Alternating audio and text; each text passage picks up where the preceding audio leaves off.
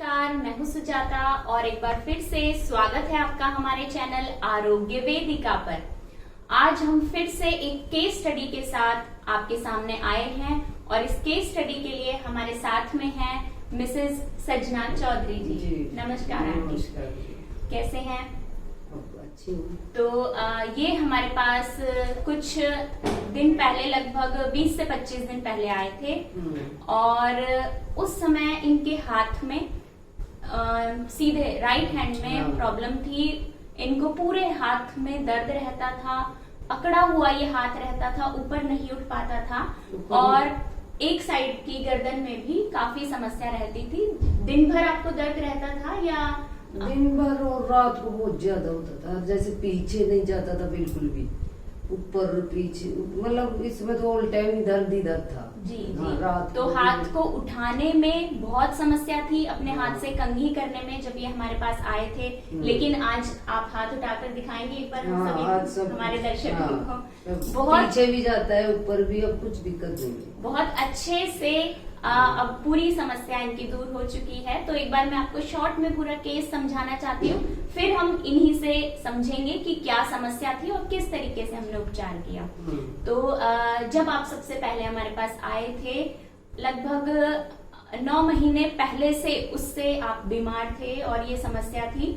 उसके बाद जब हमने देखा तो हमने पाया कि हाथ में वात दोष बढ़ा हुआ था, जिसकी वजह से अकड़न थी, मांसपेशियों में जकड़ाहट थी और मस्कुलर स्पाज्म की वजह से कहीं ना कहीं बीच में आने वाली जो नर्व्स हैं उनमें कंप्रेशन हो रहा था और इस वजह से ही दर्द महसूस हो रहा था। और किसी भी रिपोर्ट में, जैसा कि आप MRI करा चुके थे, एक्सरे करा चुके थे, उनमें लगभग वो सभी रिपोर्ट्स नॉर्मल थी, ऐसी कोई समस्या नहीं थी। लेकिन अभी लगभग हम पिछले 25 दिन से मालिश और सिकाई कर रहे थे और सिर्फ इतना करने के बाद से किसी भी तरीके की मेडिसिन ओरली नहीं दी गई थी।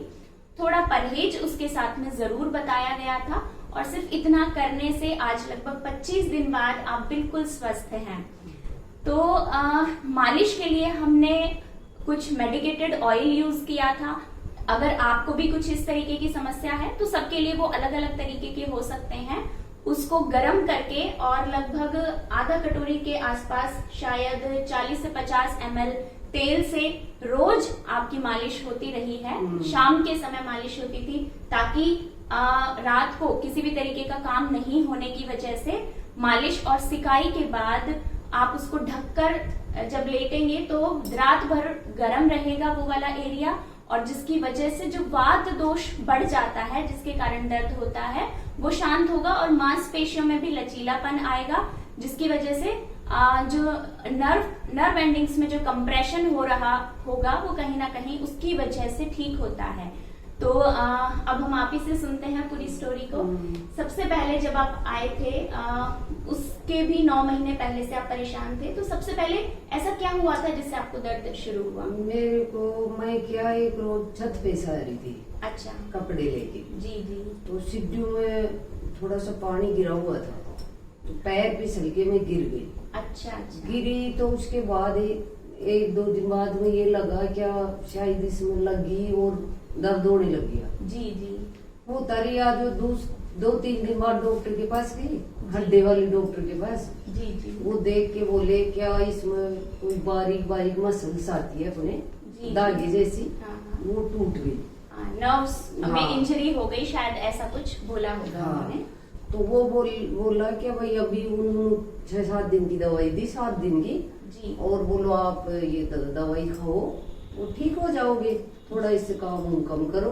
जी जी। अब मैं दवाई खा ली 7 दिन की, उसके बाद कोई जैसी दवाई बंद करी उतना ही दर्द होने लगी। जी। तो ये दवाइयाँ अंग्रेजी दवाइयाँ? अंग्रेजी दवाई। जी जी। फिर उसके बाद मैं मानसरोवर हॉस्पिटल है, टैगोर हॉस्पिटल, उसमें गई। उसमें वो इसी का डॉक्टर था। अच्छा। हाँ, कंधे का ही। जी जी। उसके पास गई तो वो देख के बोला कि भाई कितने दिन से क्या दिक्कत है। मैंने बताया क्या ऐसी ऐसी दिक्कत है, तो बोलो वहीं बोलो जांच कराओ, एक्सरा कराओ। जी जी। तो मैं एक्सरा करवा के आई। हाँ जी। एक्सरा देख के उन्होंने ये बोला क्या कोई खास समस्या तो नहीं लग रही। जी। फिर उन्होंने मेरे इसमें कंधे में इंजेक्शन लगाया, क्या इसमें सूजन वूजन है, जी और दवाई दे दी। जी। 15 दिन की दी थी उसे। जी 15 दिन के बाद फिर इसमें कुछ आराम नहीं मिला, फिर गए तो बोले MRI कराओ। जी तो फिर मैं SMS जाके MRI करवा के आई। जी फिर गई उसके पास MRI लेके, तो देख के बोला क्या ऐसा कुछ नहीं लग नहीं दिया क्या जी। कुछ ज्यादा बड़ी दिक्कत हो। समस्या उसमें हाँ नहीं पता चल नहीं। पाई। फिर उसने इंजेक्शन लगाया। हम्म, इंजेक्शन में दर्द भी बहुत होता था। कितने टाइम के बाद इंजेक्शन लग रहा था? 15 दिन के बाद। अच्छा अच्छा जी। फिर उन्होंने दवाई दे दी 15 दिन की, फिर लेके आई, फिर मेरे कोई फर्क नहीं पड़ा। फिर अब क्या करें भाई, वो उन्होंने ये भी बोला कि ऐसे ही चलता रहेगा तो शायद इसका ऑपरेशन करना पड़े। अच्छा हाँ। ऑपरेशन की हाँ। नौबत तक आ सकती थी। तो फिर अब मेरे को डर लगा क्या ऑपरेशन तो मेरे को करवाना नहीं है। जी। फिर मैं उसके पास गई, एक ऑपरेशन वाले के पास। अच्छा एक्यूपंक्चर और हाँ, प्रेशर हाँ, वाली जो हाँ, थेरेपी हाँ, होती है, उसके पास गई। वो लगभग कितने दिन आप उनके पास? उसके पास कम से कम लगभग 10 दिन तो गई मैं। अच्छा अच्छा 10 दिन गई तो वो बोला ठीक हो जाएगा। उसने पीछे से भी कुछ ऐसे दबा हुआ के एक गर्म बेड था, उस पे लिटाता था। अच्छा पॉइंट्स दबाते थे वो Points इंस्ट्रूमेंट्स की हेल्प से? जी पीछ और इधर ऐसे जैसे गुद्दी गर्दन घुमाना, और उंगलियों में एक वो आती है ना पेंसिल सी, उससे हाँ कुछ उनके अलग तरीके के अलग। इंस्ट्रूमेंट्स हाँ होते हाँ हैं। उससे करता था। दर्द बहुत होता था। फिर मेरे बुखार गया उस दर्द से 2-3 दिन। जी उसके बाद 10 दिन जाके फिर मैं नहीं गई वहाँ। अच्छा उसके बाद फिर अब क्या करें फिर से मिले? हाँ अच्छा पहले। अच्छा वहाँ पे गए थे एक बार आप? हाँ। आयुर्वेद का एक और क्लिनिक था तो वहाँ पे भी आप वहाँ गए? गई थी जगतपुरा में। जगतपुरा में। हाँ तो उसमें वो बोले पंचकर्मा करवाओ। जी तो पंचकर्मा करवाया। मैं सोची सभी कहते थे भाई पंचकर्मा से बहुत सही होता है, जी पर मैं पंचकर्मा उन्होंने शायद सही तरीके से कराई नहीं। जी ये लग रहा था हो सकता तेल है। पोत पात के ऐसे ही छोड़ देती थी वो। तो पूरे शरीर पर मालिश होती थी? हाँ, या पूरे पे। पूरे शरीर पे हाँ। मालिश और सिकाई भी करते थे उसके बाद? हाँ, शिकाई क्या वो भाप देते थे। भाप देते थे? हाँ, कोई बॉक्स में बिठा बॉक्स कर? में बैठा गया। अच्छा, अच्छा। भाप देते जी। थे। फिर उससे क्या मेरे बीच में बुखार आ गया था, थोड़ी जुकाम की दिक्कत, तो वो उससे तो थोड़ी ठीक हुई। कुछ दवाइयाँ भी? दवाएं इतनी दी जिसकी कोई हद्दी नहीं है, वो मेरे से खाई नहीं दी। जी फिर मैं आपके पास आई जी तो आप बोले दवाई फेंक दो। दवाई तो फेंक दी। अब 25 दिन से इन्होंने क्या करा, अब जैसे सिकाई उकाई करी और मालिश करी अच्छे से मेरे को, और सिकाई करी, उससे एकदम मेरा हाथ ठीक हो। लेकिन उससे भी ज्यादा जरूरी आप हमारे दर्शकों को प्लीज ये जरूर बताइए कि क्या परहेज हमने पहले मालिश और सिकाई शुरू करने से पहले कुछ परहेज जरूर हमने कर शुरू कराए थे। हाँ आपने ये बोला क्या ठंडे पानी से नहाना नहीं है जी, और इस हाथ से कुछ ज्यादा काम नहीं करना है, रेस्ट करनी है जितनी हो सके। तो मैंने रेस्ट करी प्रॉपर, मतलब झाड़ू भी नहीं लगाई, इससे आटा उटा नहीं गूंदा। अगर मेरे को कुछ करना था तो मैं उल्टे हाथ से ही करती थी। तो सीधे हाथ के लिए आपने पूरा रेस्ट दिया था? पूरा रेस्ट दिया था। गर्दन के नीचे से तकिया नहीं लगाया बिल्कुल भी, छोड़ आपने दिया। मना कर दिया, अब भी नहीं लगाती। और अभी- जिस बेड पे या सरफेस पे आप सोते थे वो एकदम स्ट्रेट होगी, सीधी? हाँ हाँ एकदम सीधी टाइट सा कुछ गद्दा लेके हाँ, इसी तरीके से? सीधा, हाँ ऐसा ही है। वो तकिया की तो मेरे को ऐसी आदत हो गई, मैं लगाती नहीं। अच्छा अब लगाती हूँ तो मेरे को नींद भी नहीं आती। चलिए ये बहुत हाँ। ही अच्छी बात हो गई और सच में हमें बड़ी खुशी है कि आपकी हाँ। ये प्रॉब्लम सॉल्व हुई। मेरे को भी बहुत खुशी है। मैं बहुत परेशान हुई, बहुत दिन परेशान हुई। उसके बाद भाई थैंक यू आपको, आप नहीं, ठीक नहीं। करे मेरे को। नहीं तो और नहीं दिया था, देखो मेरा हाथ ठीक। चलिए ये मतलब इस केस के माध्यम से जो हम आप तक बात पहुंचाना चाह रहे थे वो यही बात थी कि एक छोटी सी समस्या, जैसे हम गिर जाते हैं या गलत तरीके से हम कई बार सोते हैं, हमारा पोस्चर ठीक नहीं होता, तो उसके कारण हमारे शरीर में वात बढ़ जाता है। वो कमर में भी हो सकता है, हाथ में, गर्दन में भी हो सकता है। और वात का जो ट्रीटमेंट आयुर्वेद में बताया है वो सीधा सीधा तेल से चिकित्सा करनी चाहिए हमें, क्योंकि तेल गर्म होता है और वो जब उसके हम मालिश करते हैं तो लचीलापन हमारी मांसपेशियों में आता है, तो मांसपेशियों में जो भी जकड़ाहट है वो बहुत जल्दी खत्म होती है, और जिसकी वजह से नर्व्स के ऊपर पड़ने वाला कंप्रेशन भी ठीक होता है। लेकिन ये मालिश और सिकाई तभी काम करेगी जब साथ में परहेज जरूर करेंगे। किसी भी तरीके के ठंडे पानी में हाथ देने से या नहाने से, दूसरा गलत पोस्चर से, यानी जब आपको बैठना है तो स्ट्रेट बैठना है, आपके हाथ पर जोर नहीं पड़ना चाहिए, किसी भी तरीके की भारी वजन को आपको नहीं उठाना है, आटा गूंथना, झाड़ू लगाना, ये कुछ छोटे मोटे काम ऐसे हैं जिन पर हम कई बार ध्यान नहीं देते, लेकिन इन्हीं कामों से जो वात है वो लगातार हमारे शरीर में बढ़ता रहता है, उस अंग में खास करके।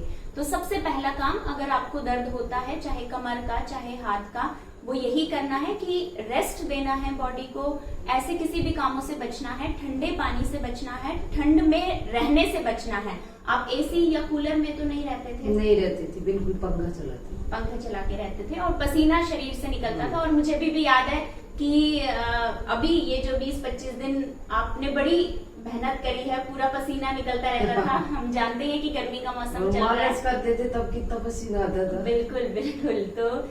तो ये थोड़े समय की समस्या है, लेकिन अगर मालिश और सिकाई ठीक से की जाए और कौन सा तेल उसमें प्रयोग करना है, कौन कौन से परहेज करने हैं, ये हर अलग अलग जगह के दर्द में अलग अलग रोगी के अनुसार ये चीजें बदल सकती हैं। इसलिए अगर आपको ऐसी समस्या है तो अपने आसपास किसी वैद्य से मिलें सबसे पहले, और इस तरीके का उपचार शुरू करें। क्योंकि ऐसी समस्या में अगर हम पेन किलर लेते रहते हैं तो वो उसका परमानेंट इलाज नहीं है। जिस कारण से ये दर्द शुरू हुआ है, हमें उस कारण को ठीक करना पड़ेगा। पेन किलर हमें थोड़ी देर के लिए राहत दे सकते हैं, लेकिन परमानेंट इलाज वो निश्चित तौर पर नहीं है। तो दर्द की समस्या में आप क्या कहना चाहेंगे हमारे दर्शकों को कि उन्हें आयुर्वेद अपनाना चाहिए ऐसी समस्या के लिए? जरूर अपनाना चाहिए, बहुत बहुत अच्छा है। और मेरे को बहुत अच्छा लग रहा है। जैसे मैं तो साड़ी तो पहनना बंद कर दी थी, क्योंकि अच्छा। मेरे से ब्लाउज तो पहना ही नहीं जाता था। जी जी जी। और ढीले डाले कपड़े पहन के रहती थी, बहुत परेशानी आती थी।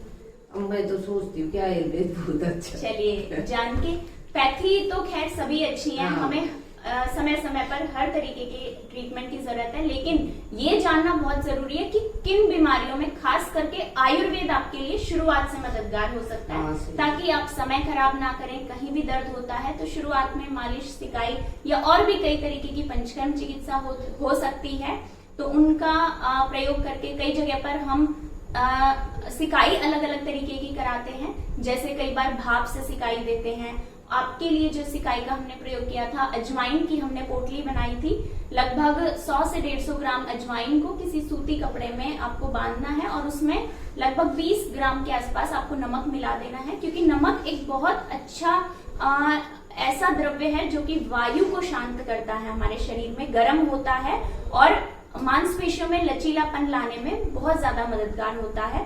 तो लगभग 20 मिनट की गर्म तेल से मालिश, बहुत अच्छी मालिश, और उसके बाद सिकाई, और उसके बाद जहां भी दर्द है उसको आपको कवर करके रखना है ताकि वो हिस्सा गर्म रहे।